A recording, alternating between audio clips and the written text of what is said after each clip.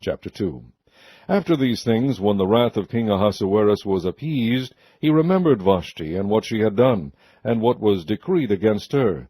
Then said the king's servants that ministered unto him, Let there be fair young virgins sought for the king. And let the king appoint officers in all the provinces of his kingdom, that they may gather together all the fair young virgins unto Shushan the palace, to the house of the women, unto the custody of Higi, the king's chamberlain, keeper of the women, and let their things for purification be given them.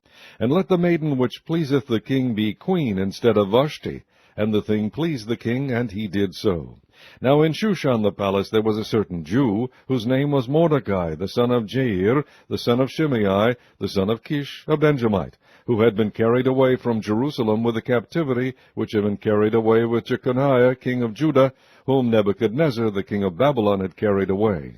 And he brought up Hadassah, that is, Esther, his uncle's daughter, for she had neither father nor mother, and the maid was fair and beautiful, whom Mordecai, when her father and mother were dead, took for his own daughter. So it came to pass, when the king's commandment and his decree was heard, and when many maidens were gathered together unto Shushan the palace, to the custody of Hegai, that Esther was brought also unto the king's house, to the custody of Hegai, keeper of the women.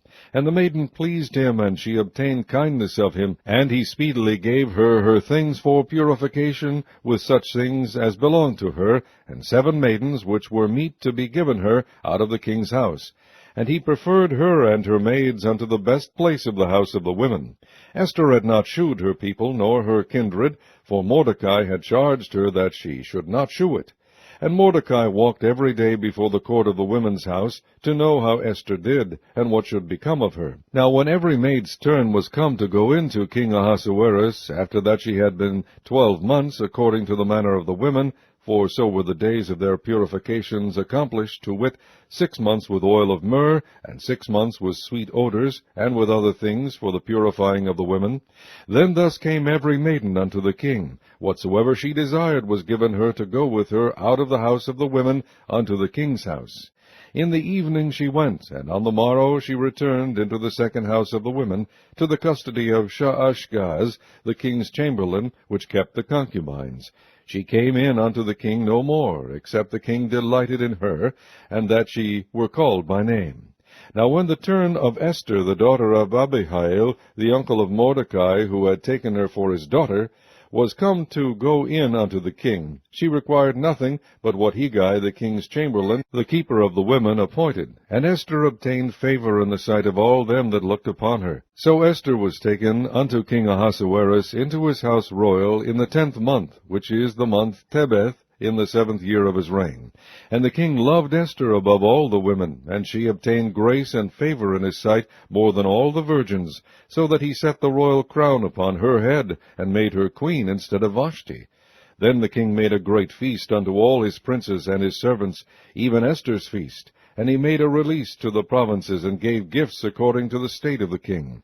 And when the virgins were gathered together the second time, then Mordecai sat in the king's gate. Esther had not yet shewed her kindred nor her people, as Mordecai had charged her, for Esther did the commandment of Mordecai, like as when she was brought up with him. In those days, while Mordecai sat in the king's gate, 2 of the king's chamberlains, Bigthan and Teresh, of those which kept the door, were wroth, and sought to lay hand on the king Ahasuerus. And the thing was known to Mordecai, who told it unto Esther the queen, and Esther certified the king thereof in Mordecai's name.